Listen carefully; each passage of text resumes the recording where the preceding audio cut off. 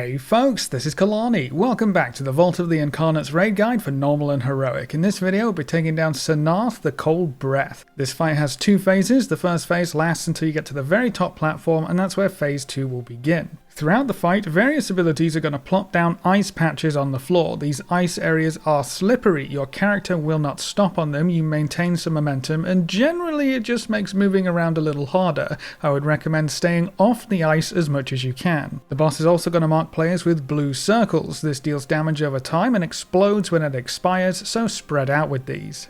Enveloping webs is a debuff that deals damage and causes the player to drop webs on the floor. If you stand in these webs, you are resistant to pushes and pulls, and you won't slide on the webs either. But while you stand in webs, you also get stacks of sticky webbing, which reduces your movement speed. At 10 stacks, you are slowed by 75% on normal for 30 seconds, or stunned on heroic mode for 30 seconds. So try not to get 10 stacks. There's only one way to remove these debuffs. When the little spiders die, they explode in a green swirl. That swirl removes webbing from the floor, but also removes any sticking webbing stacks if you get hit as a player, and it removes wrapped in webs. So any player with a taunt can bring a small ad over to a webbed victim, blow it up, and that should free anyone stuck in webs.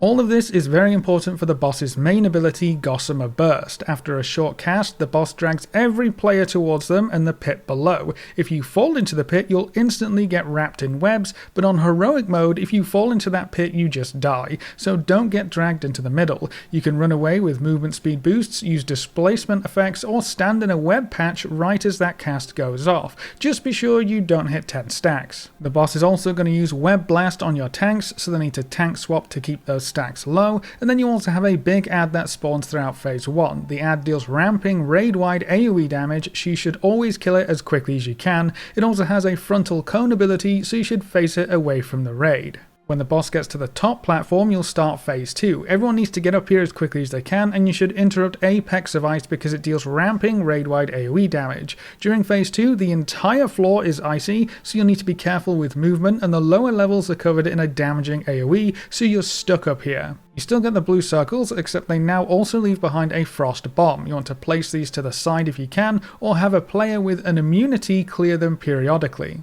The boss also uses suffocating webs. This deals damage over 6 seconds, and at the end you'll instantly be wrapped in webs. Try to run close to a small ad or somewhere central in your group to make it easy to break you out of the webs with a small ad explosion. And then the last thing to watch out for is Repelling Burst. It's pretty much the same thing as Gossamer Burst, except instead of pulling you in, this one pushes you away. So again, use movement speed stuff, use the sticky webs, anything you can to make sure you don't get knocked off the edge or into a frost bomb. This is also a big burn phase because your entire raid takes increased frost damage the longer the fight goes on. So for a quick recap, don't get pulled into the middle, don't stand in webs too long, if anyone gets webbed, kill a small ad on top of them, tank swap for web blast stacks, the big ad should always be your top priority, spread out with the blue circles and get to the top safely. During phase 2, clear frost bombs with immunities, don't get knocked off and kill the boss quickly. And that's everything you should need to take down Sennarth on normal and heroic. Stay tuned for more boss guides for the Vault of the Incarnates raid. Thanks for watching folks, good luck and have fun, and as always I will see you next time.